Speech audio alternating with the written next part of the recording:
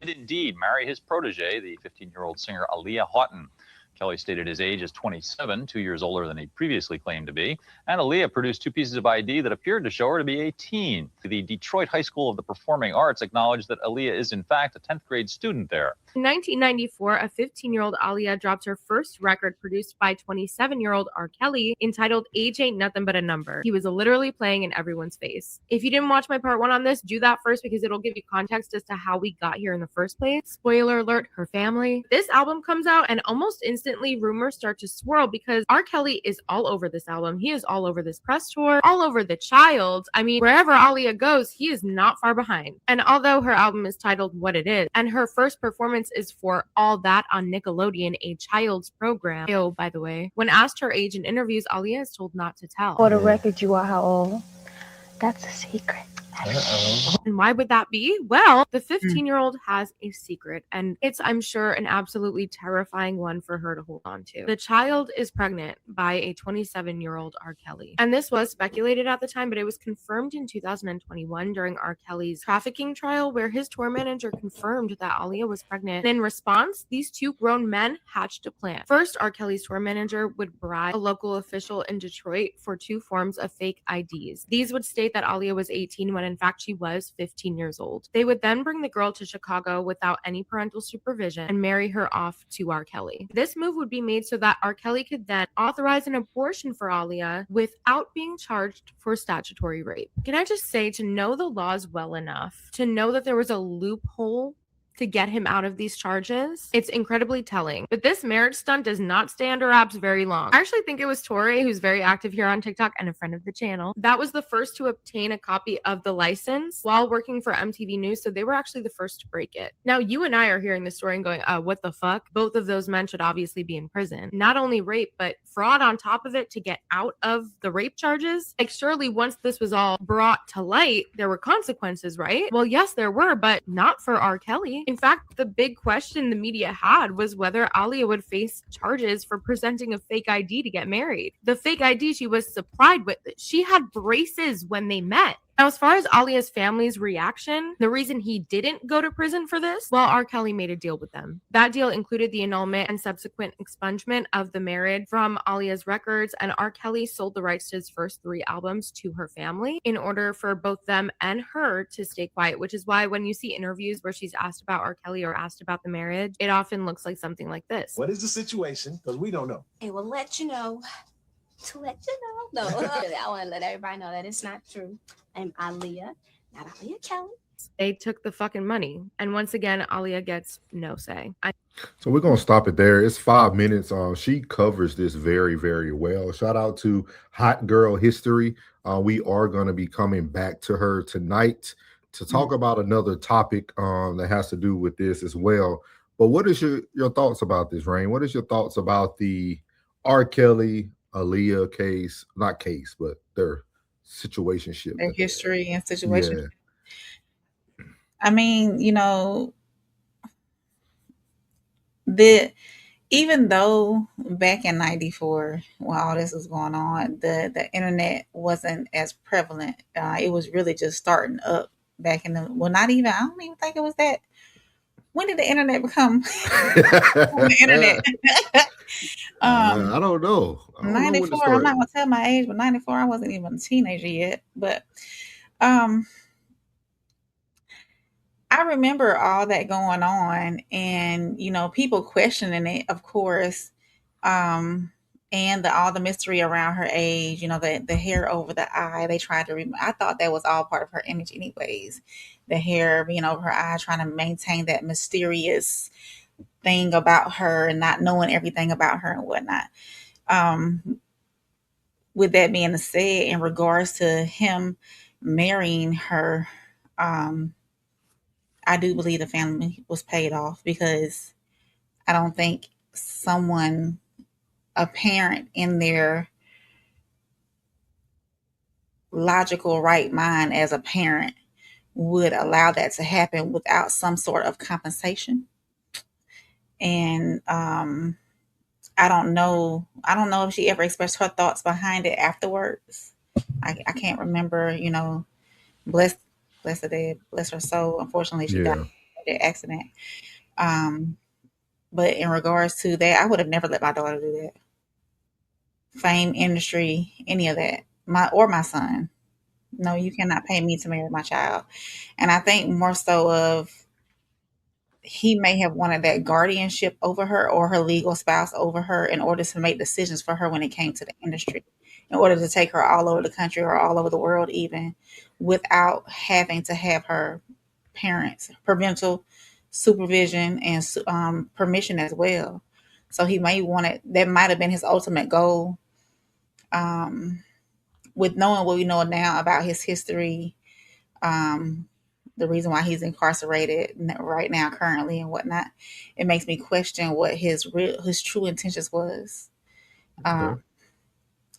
Still not gonna take away the musical genius that he is, because Mhm. hey, if it still rolls, it still rolls. I still sing. It is what it is. Unfortunately, he is not. He is not a great man when it comes to these allegations and whatnot that he faced and has been convicted of. But with that being said, I don't feel like her parents would willingly do that without some sort of compensation. Yeah. Yeah. Without him and we're talking about grooming, without him grooming the parents. Yes, Because that's what I was. Yeah. Yeah. what did you promise the parents? What did you how did you coerce the not coerce, but how did you coerce the parents into giving up their daughter? They're essentially giving you their daughter at a Yeah. young age, and with you being in your late 20s, that's crazy. Yeah, I agree. I agree. And for all the new people coming in, shout out to Too Tired to Sleep. We will get to Mhm. the comments tonight. We are on part 2 of our series about grooming. We're breaking grooming down from different elements, from social grooming to industry grooming to environmental grooming. We're going to be breaking down different areas of grooming, just due to it actually came about with the Memphis shooting that happened with the mom, Miss Kendra Scott, who found the 20-year-old man under her 13-year-old daughter's bed. With that being said, you said something very interesting, Rain, because in psychology, social grooming is normally described as almost sweet, because it has 4 elements: attention, rapport, trust, and normalization. Mm. And if you paid attention to the first beginning of the video, it talked about the attention, right? You know, Aaliyah wanted to go there. She was super young. They seen her talent.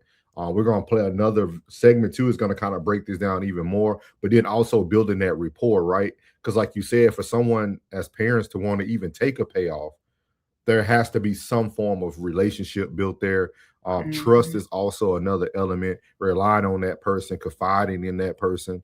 So I think it was a lot there. And then also it became a normalization, right? Because a lot of times we forget that we, the public, or even media outlets, right? We also contribute to grooming, like allowing someone to sit there and not really answer a question and not try to pose the question in different manners, or to allow this person to continue to have this run, which almost normalized the lie, right? Like everybody knows, you even know as the interviewer who's asking it, but I mean, I understand, like, not trying to overstep your boundaries.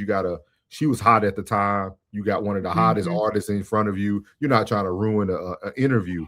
With that being said, I think in the early 90s, we were still so we still had a lot of the 1970s, 80s in us too, right? Because we know how what they call PDF files and all that stuff that kind of happened within the homes. Mhm. A lot of this stuff was normalized, right? Grooming was normal. A man marrying a extremely young woman was super normal. You guys are going Yeah. to see it again tonight, and especially just in different cultures, it was very, very normal. So I just thought it was very interesting because it is the case that most people think about. But we're going to show you guys another case, not a case, but another study tonight where, like, you're going to be, oh, yep, that is right, right? Because we only think about R. Kelly or certain people, but there's been a lot of grooming going on within the industry. So Mhm. we just wanted to start off with that, man. We're going to get to some of these chats. I'm going to let Rain read those. Hey, I-90, he said no internet in 94.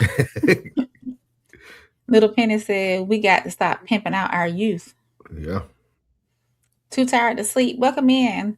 Internet was around in 1994. Oh, so we got some conflict information. Hey, Rue. Hey, Rue. He said, I think around 95 to 97, the internet came through. Okay. Somewhere along there, yeah, because I was in high Yeah. school. Time said, I hope we are not going to have a double standard tonight, because if R. Kelly wasn't grooming her, he has to be the P word, because if R. Kelly was Roberta Kelly playing with Genuine, this would be grooming. You're right, Tom. You're right, Tom. I think that's an interesting question, because if I'm not reading that wrong, he's pretty much saying everybody gave R. Kelly a label, but usually if it's a woman, we say they're grooming. So we talked about this some last night. Yeah, we did. Yeah. Too Tired said, I'm still playing R. Kelly music regardless. He can't. Too Tired, go watch me and Rain. We did a whole R. Kelly Wednesday night R. Kelly listening party. So yeah, we still listening to it too. Yeah, nobody can take away he is a musical genius. He made great songs. Oh yeah. Wrote, nobody will take away that, but unfortunately he chose to do other things. Yeah. Miles said, greetings. Ooh, we didn't answer Miles' question last night, did we? The difference between the two M's. Oh, we will. Thank you. Good. Yeah. Look at you. I forgot about that. Yeah. Sharp. Time. We apologize, Miles. Yeah. Time says, so a woman grooms the young boy, but the woman doesn't ruin the parents. But R. Kelly actually groomed the parents and Aaliyah. Wow. Yeah. I would say so. Muriel is in here. She said, hello, y'all. She put her plug emojis, the raindrops. Muriel will be live tomorrow night, y'all. Muriel will be live tomorrow night. Too Tired said, was it grooming when C Murder was cracking Monica? What's the age gap with C Murder and Monica? Ooh, I'll look it up let me get you the next one. That's a good, let me look real quick. I forgot all about that. Yeah. C Murder, age, women, dating, Monica. Too Tired, you from the South? From the South? Because a lot of people don't know C Murder.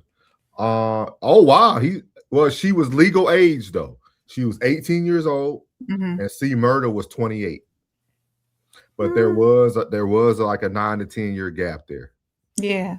When I was 18, I was about 25, 26. And they even said that it's important to distinguish that an age gap by itself is not evidence of grooming. So when the age gap is not something that's crazy, some people kind of look at it not to be grooming. Right. Okay.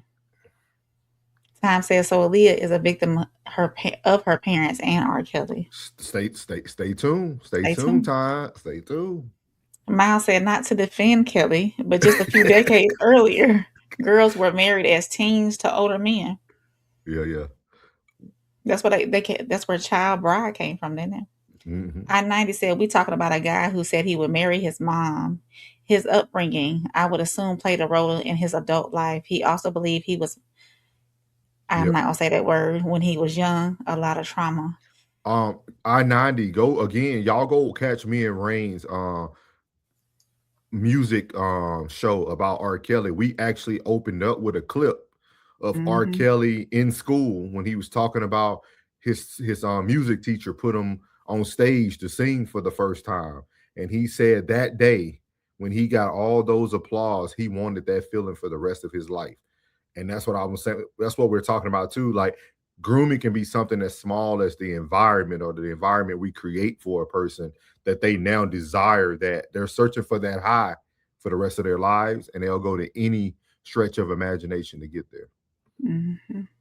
Tom says, so Aaliyah's parents groomed her to want to be with R. Kelly, or did R. Kelly groom the parents to take a Stay tuned, Todd. Stay tuned, Todd. Stay tuned. Talk about it. And stay tuned too, because I'm gonna touch on this tonight. Hey, Todd must wrote the show tonight. Sure. Maybe so. Miles says, y'all good. All good. We got you though. We got you tonight though. Tom said, one of my favorite R. Kelly songs is Forever. Yes, that's a good song. Muriel said there has been grooming since the beginning of time. Absolutely. I definitely agree. Too Tired to Sleep said, wait, so it's okay for a 28, 29-year-old to date an 18-year-old? We didn't say that. We didn't say it was okay, but per the studies, they say that the age gap can sometimes make people not assume that it's grooming. Miles said I was bumping Chocolate Factory last weekend. Hey, before the show is over, I'll put the link in the chat for our show because Yeah. TP2.com was from the front to the end. You don't have to do no skips. Hey, Ruth said so was Aretha Franklin too. Yeah. Shout out to the chat, man. We appreciate y'all. We Yeah. see